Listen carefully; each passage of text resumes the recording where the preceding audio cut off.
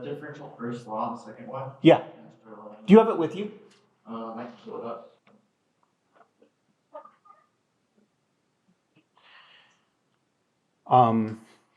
Couldn't catch that now. Yeah, good job. All right, so is there anything else useful that we have here? No. So what's the change in energy as a function of time? All right, well, let's put the whole differential first law together. So we have d dt is equal to q dot minus w dot.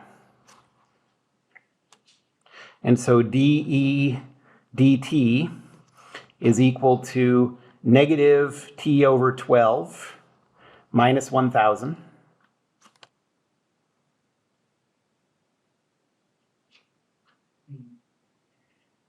And in order to get the change in E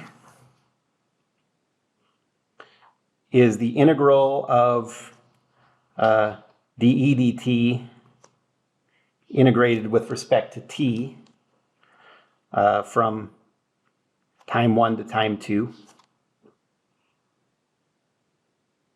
Another way you can think of that, the way that I like to think about things like this is a differential equations using separation of variables. It's the easiest type of differential equation to solve. Mm-hmm. And what you do is think of multiplying, getting all the t stuff on one side and all the e stuff on the other side. That's the separation in separation of variables. So we have dE is equal to negative t over 12 minus 1,000 dt. And now just integrate those from, state 1 to state 2 here. And from state 1 to state 2 here.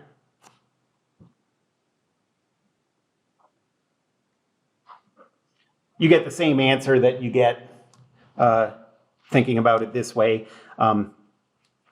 So the change in E, which is, well, let me do it carefully. So integrate dE, bless you, from state 1 to state 2. That gives you E evaluated between state 1 and state 2, which you can just think of as the change in E. I mean, that's what it is. And then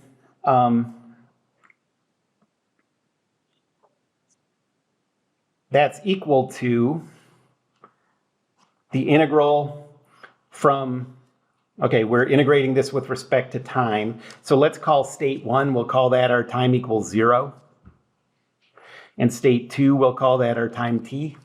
Okay, we're trying to come up with this as a function of time.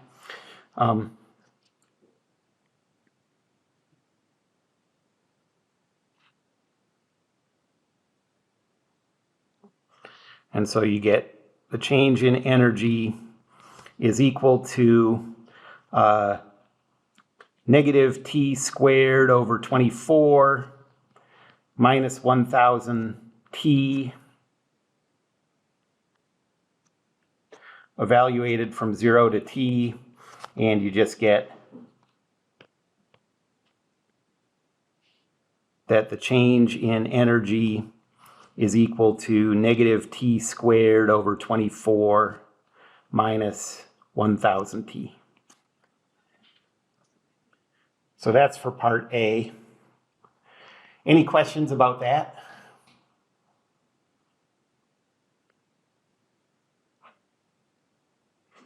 And then for part B, then just sketch that. You can use software, whatever you want for that. Let's see. What can we figure out about this? it's going to be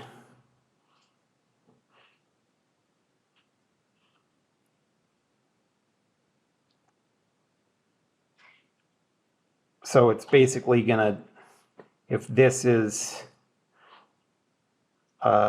energy and this is time, I think that's just gonna start out, it's gonna be like a parabola like that.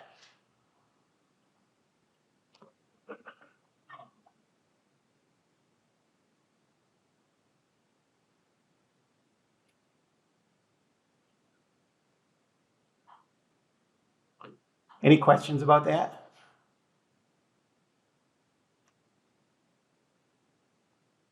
Any other homework questions you want to see?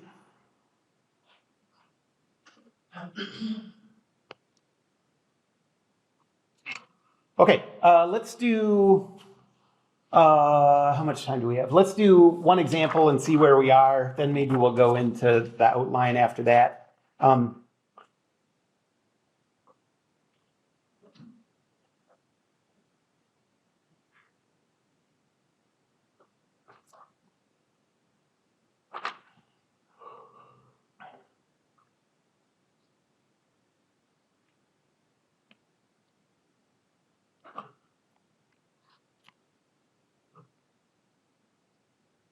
Okay, so let's say, so this is a heat transfer problem. Let's say that we have a microchip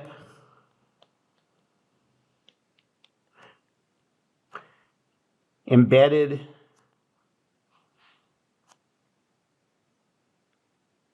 in some kind of insulator. And a cooling fluid is flowing over one side of this microchip. So just over the top of the chip. So there's the material it's embedded in. Here's the top of the chip. And the fluid is doing this.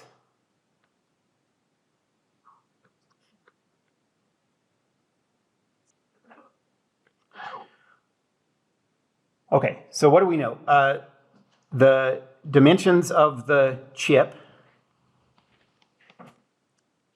the top area, is 5 millimeters by 5 millimeters.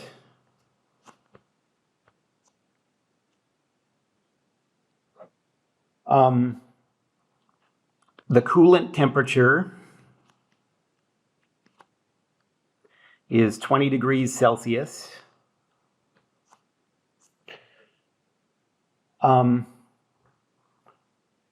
Electric power is transferred to the chip.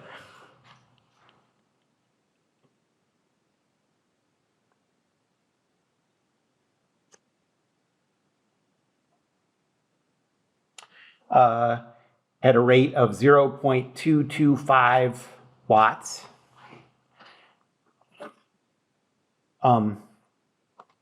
And the last bit of information we're given, this is a big hint of how to go through this problem. Well, first of all, I said this was a heat transfer problem. So looking at what's happening here, what kind of heat transfer would you expect to be going on with this chip? There's conduction, that's just heat little by little traveling without the particles traveling. There's radiation that happens over empty space. And then there's convection. Which one is this? This is convection, like wind chill. This is the actual particles of the coolant taking energy away. And that's confirmed because it gives us this constant that you use for convection. H is equal to 150 watts per meter squared times temperature Kelvin.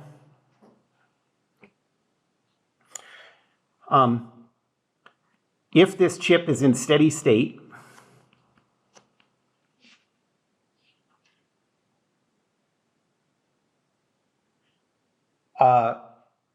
what's the temperature of the chip's surface?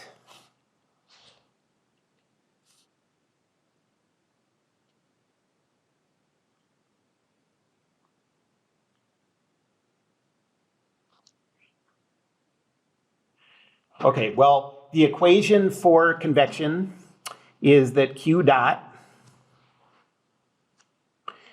is equal to plus or minus. We have to think about the sign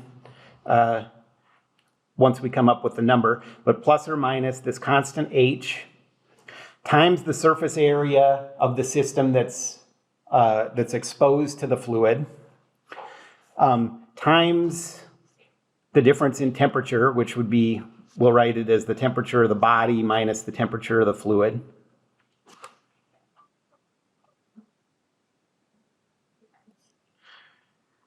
All of our units are in SI units, so I can just start plugging this stuff in. So we have plus or minus 150 times the area of the system that's exposed to the fluid. So that's going to be the top area of that chip. So 5 millimeters, what's that in meters? 0.005. So 5 times 10 to the minus third. So that's 25 times 10 to the minus 6, or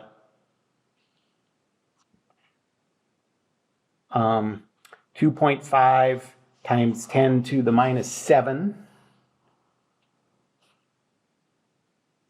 Did I go the right way?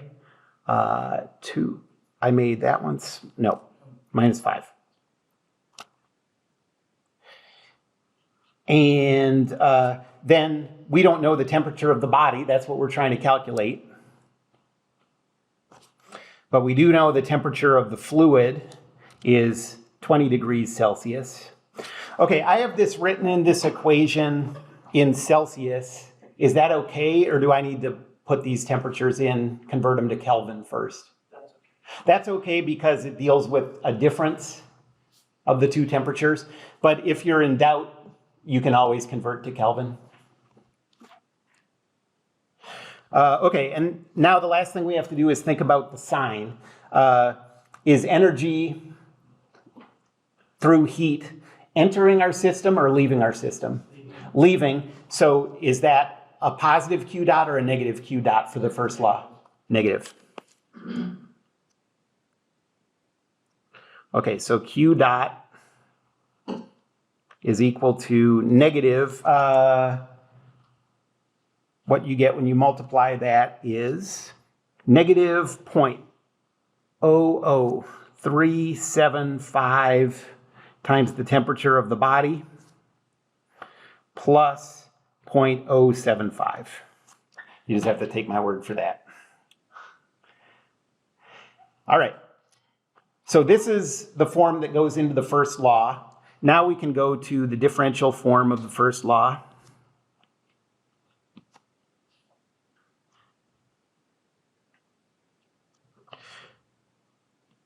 dE dt is equal to Q dot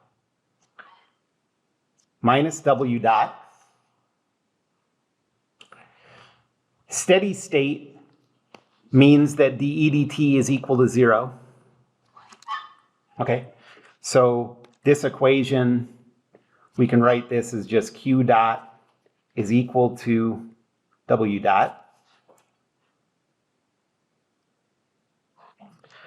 And so negative 0.00375 TB plus 0.075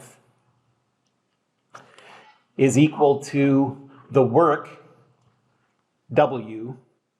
Okay, we're told that electric power is going to the chip at 0.225 watts. So is that W dot positive or negative? Negative again, yep.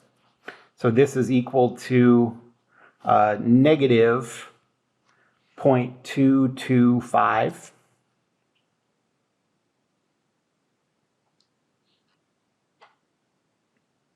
And now we can solve for TB.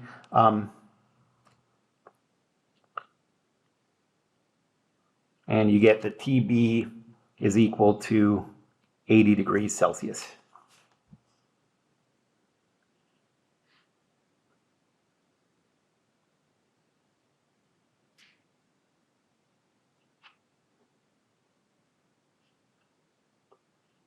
Any questions about that?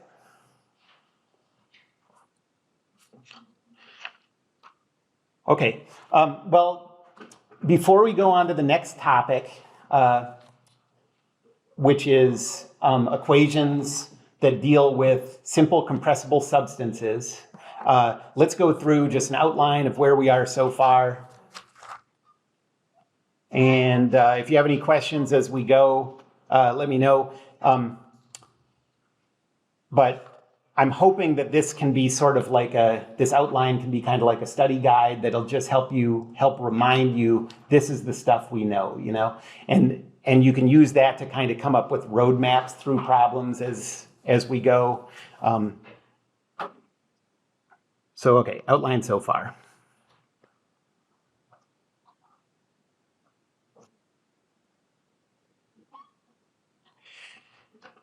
The first thing we talked about was pressure.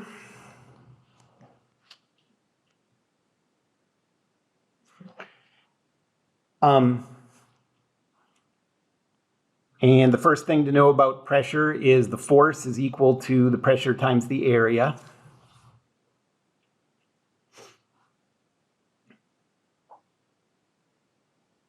The second thing that we did with pressure was for a fluid at rest and continuous.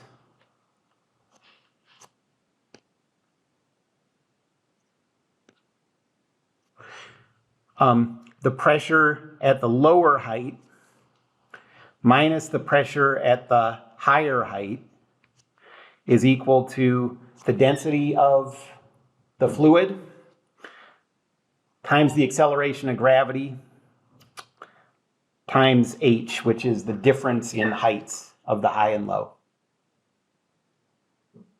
And we use that to do calculations for barometers and what's the other one called? I'm blanking. So there's barometers and what was it? Manometer. Manometer, that's right, exactly, yep.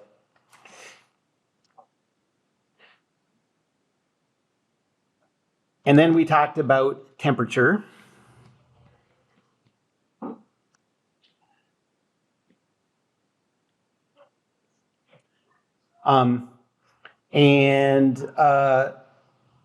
The most important thing to remember about the temperature is because you're dealing with different zeros, conversions are weird. And the way you convert changes in temperature is different than the way you convert instant temperatures. So first, for instantaneous temperatures, we have the conversion factors that temperature in Celsius, no, that's not the first one I have. Temperature in Fahrenheit is equal to the temperature in Rankine minus 459.67. Then the temperature Celsius is equal to the temperature Kelvin minus 273.15. And then finally, the Fahrenheit temperature is 9/5 times the Celsius temperature plus 32. But if you're converting changes in temperature,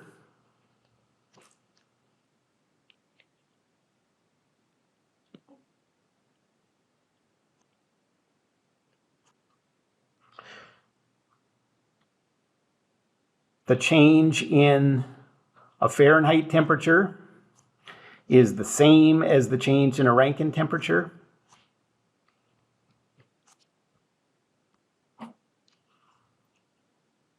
The change in a Celsius temperature is the same as the change in a Kelvin temperature. And the change in a Fahrenheit temperature is just 9/5 times the change in a Celsius temperature. So don't just go blindly converting temperatures when you see numbers. Make sure you're aware of whether you're talking about a change or an instantaneous temperature.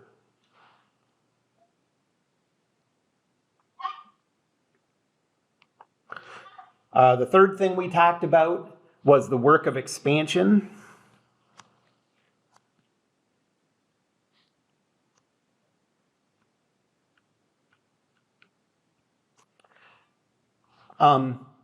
This really we will only ever use with gases because for most practical purposes, solids and liquids are incompressible. On the scale of the kind of energy changes we're going to be dealing with, they're incompressible for our purposes. They can change density a little bit, but not very much. Gases change density a lot. And the equation that we're using here is that work is equal to the integral from the starting volume to the ending volume of PdV.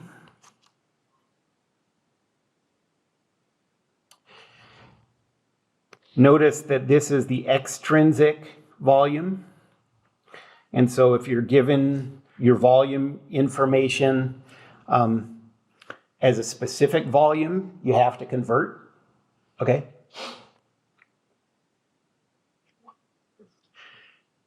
What about the sign of this? Can you trust the sign of this in the first law? Or do you have to think about it case by case? I mean, can you trust the sign? You- Just double check. Yeah, that's always a good approach. Yes, you can trust the sign. That's exactly right. So remember, in the first law, positive W means work is done on the system, which happens when the gas expands. Okay?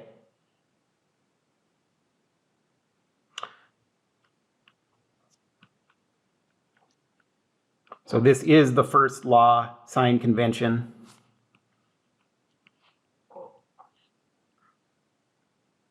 So you can trust the sign.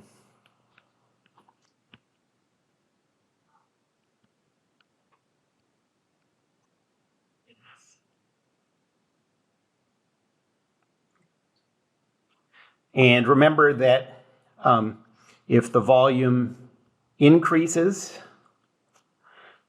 that means positive work. If the volume decreases, that means negative work. And if the volume is constant, that means no work of expansion.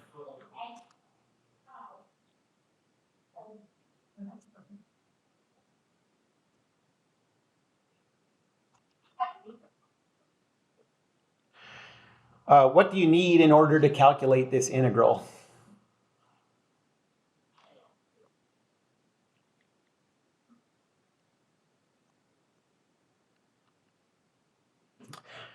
Pressure is an expression. Yeah, perfect. So to do that integral, you need to have everything use variables of volume. And so that means you need pressure as a function of volume. In ideal cases, in the best case possible, your pressure is just a constant and you can pull it out and the integral is easy. What are the other kinds of problems? So we've really done two kinds of processes with this integral. One is when the pressure is constant. That's easy to do. The other one is when you have one of those relationships between pressure and volume. The most common is some kind of exponent relationship. And that was when you had to do all the stuff with the natural log and everything, you know. It depends how many variables you're looking for, but that's when we use that. Anybody have any questions about this so far? Okay. The next thing we did was the first law.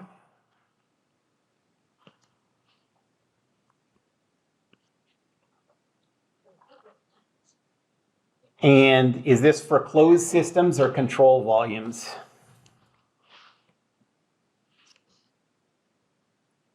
This is for closed systems, which means that we're tracking the same molecules over the whole process.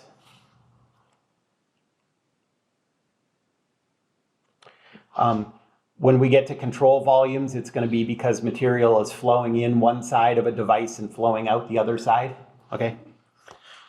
And the first thing we did with this was what you can think of as the basic form of the first law for closed systems. The change in energy is equal to Q minus W.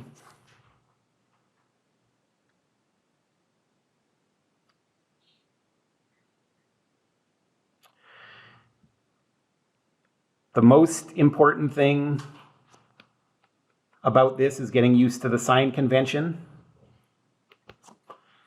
So remember that the sign convention comes from the power cycle. And the power cycle works like this.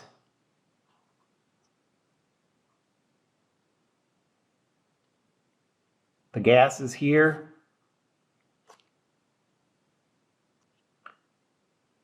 Energy goes into the system as heat, and energy comes out of the system as work.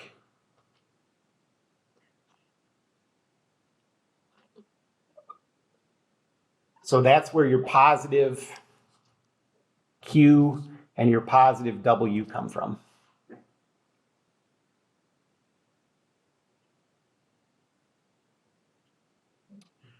Any questions about that?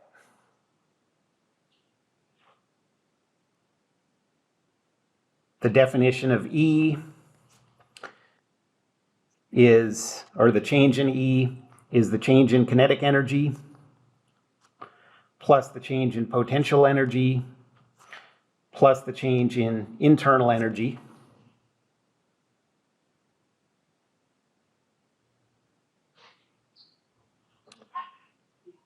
Notice that these are all extrinsic.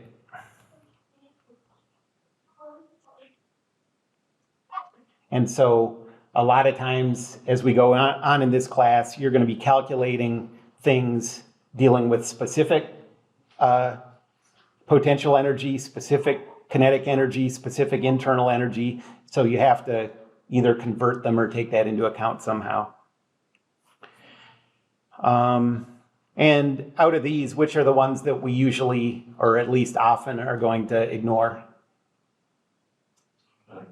Yeah, kinetic and potential a lot of times won't matter to us. Definitely internal energy is going to be the much bigger deal for us.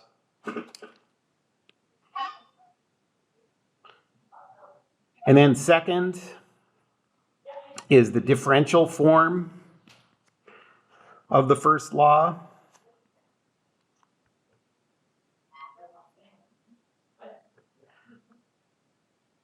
For closed systems.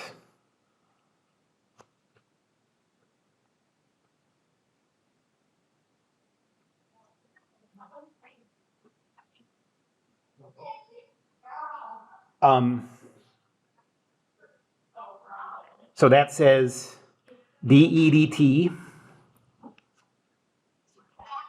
is equal to Q dot minus W dot.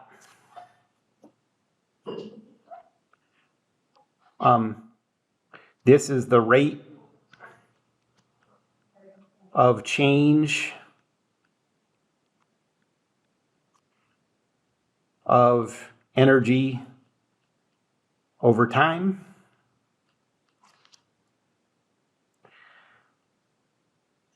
Q dot is the rate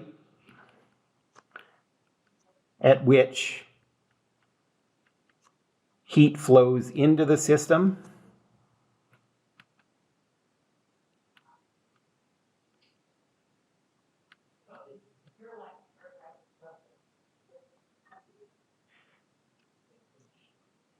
And W dot is the rate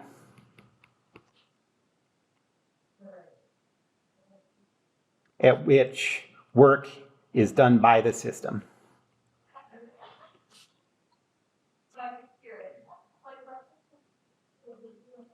Okay?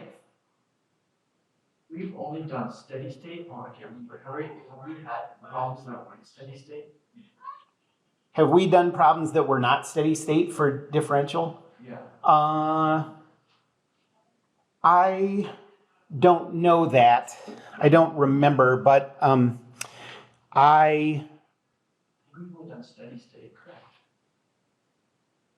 okay. Well, the example that we just did at the start of the class was not steady state. Oh, that's right. So that's an example without it. So, right, if you don't have steady state, so if you do have steady state, you kind of lose the need to treat this as a differential equation at all. If you're in a transient state, then you have to keep that dE dt, or at least the du dt, and you'll probably have to integrate something to come up with some kind of function. That's the difference. Transient means you're probably going to have to integrate something. Steady state means you probably won't.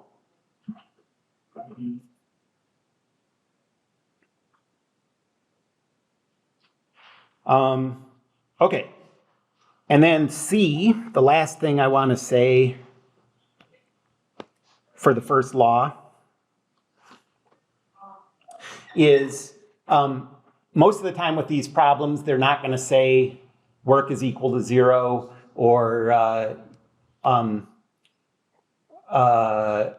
the pressure is constant or whatever. They're going to give you physical things that are happening that will be indicators that you have to set this equal to 0 or whatever, or set this constant. Okay, so those are, so how do you get constant volume?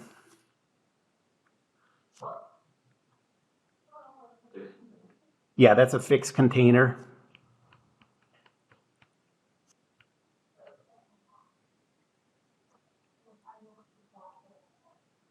How do you get a constant temperature in a process? It's in a large body.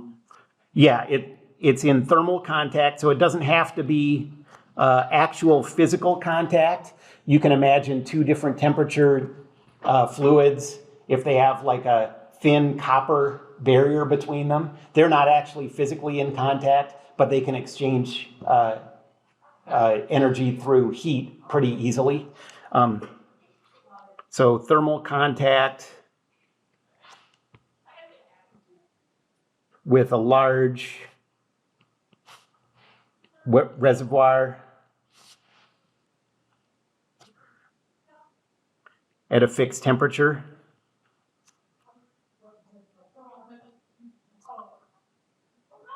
And also the process being slow helps. I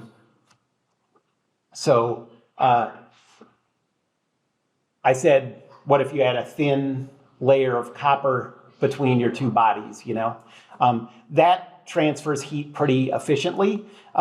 So even in a pretty short amount of time, you would have a pretty constant source of, a pretty constant temperature as like heat or work was added to your body.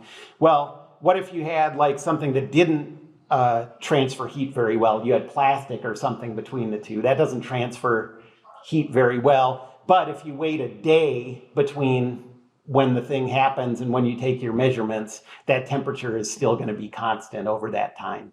Okay. Constant temperature, okay, constant pressure, how do you do that? Piston with a constant. That's right, yep. Perfect. So piston with a constant external force.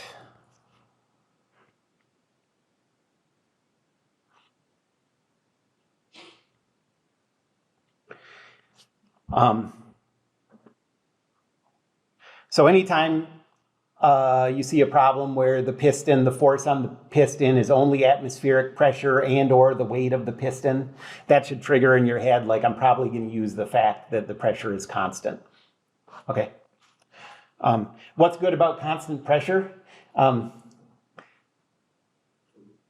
best thing about constant pressure is doing that work interval, that work integral for work of expansion. Okay. So, like, if you're going to have to calculate the work of expansion, you want to look for hints that maybe pressure is constant.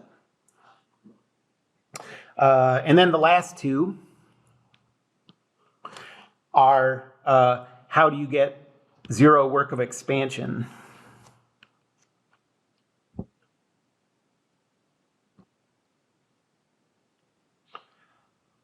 That's the same thing as constant volume. So this would be in a fixed container.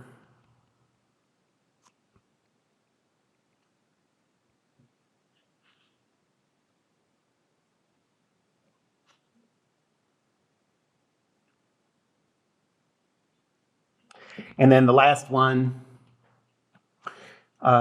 is how do you get zero heat transfer? That's a well-insulated container. And the faster the process happens, the less heat is allowed to transfer.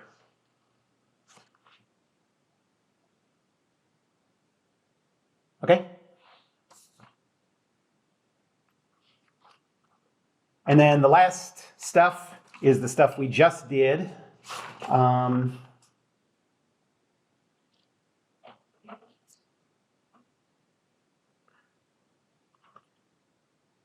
So that was first law. So let's still consider this part of the first law, and I'll call this D. I think that's what we're on here, yeah.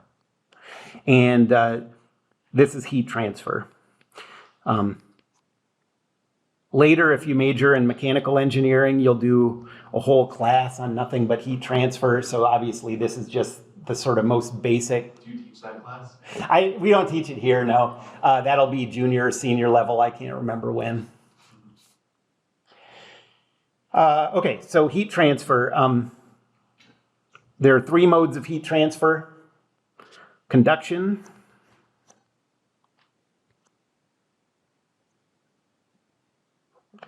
And that says Q dot is equal to negative coefficient of conduction times the area of, you can think of it as like the window that the heat's traveling through. That's the perpendicular area to the flow of heat times dt dx.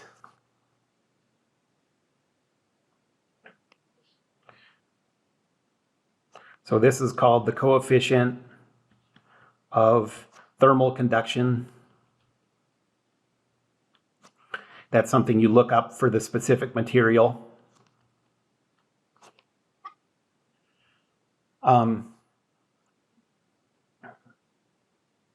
This is the area perpendicular to the heat flow.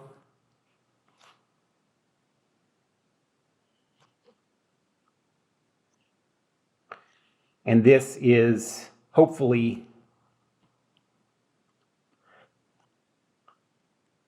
linear, in which case you can just treat this as the change in temperature between the two sides divided by the thickness. I think every problem we do is like that.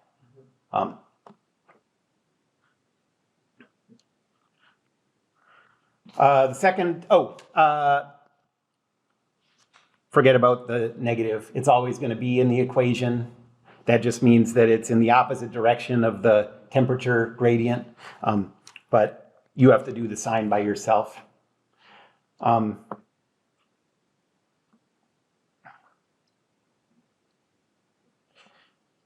Next is radiation.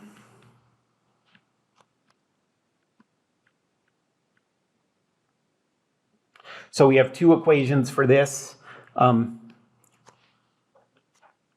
Q dot sub E, this is the heat that's emitted by a body, is equal to the emissivity times the Stefan-Boltzmann constant times the temperature to the fourth power.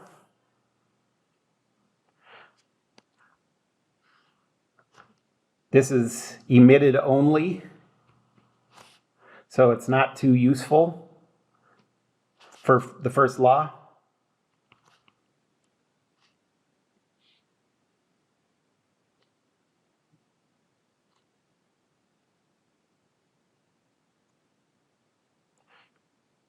But if you have a big body totally surrounding a smaller body,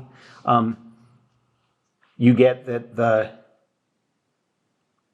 net emitted radiation dot is equal to the emissivity times the Stefan-Boltzmann constant times the quantity temperature of the body to the fourth minus temperature of the surrounding to the fourth. Notice that for this one, T is, it has to be in an absolute temperature scale. We'll use Kelvin.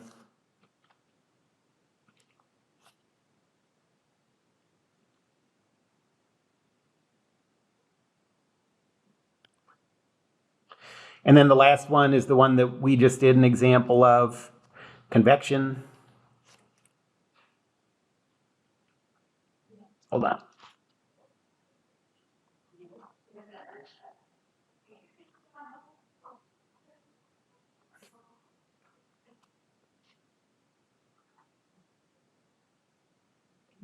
Okay, convection. Convection is the sort of least basic law one. You have this coefficient that you just have to get experimentally, but Q dot is equal to this experimental value of H times the surface area that's exposed to the fluid times the difference in temperatures, temperature of the body minus the temperature of the fluid. And the last thing I want to say about these is, remember,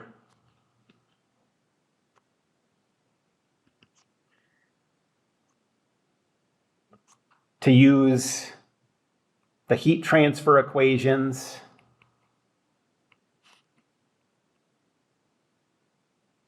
in the first law.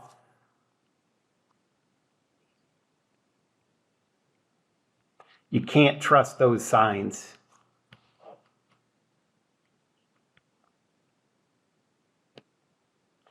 And that's not like they're using a different sign convention. It's because the equations that you use for the heat transfer just don't make any choice about what the system is.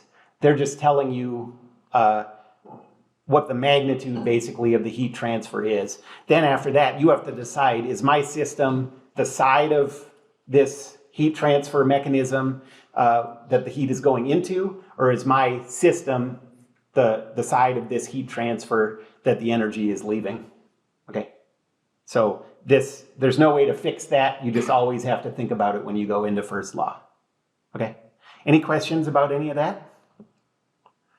All right, well, I guess I'll give you more questions on the differential form of the first law, and then next class we'll get into simple compressible substances.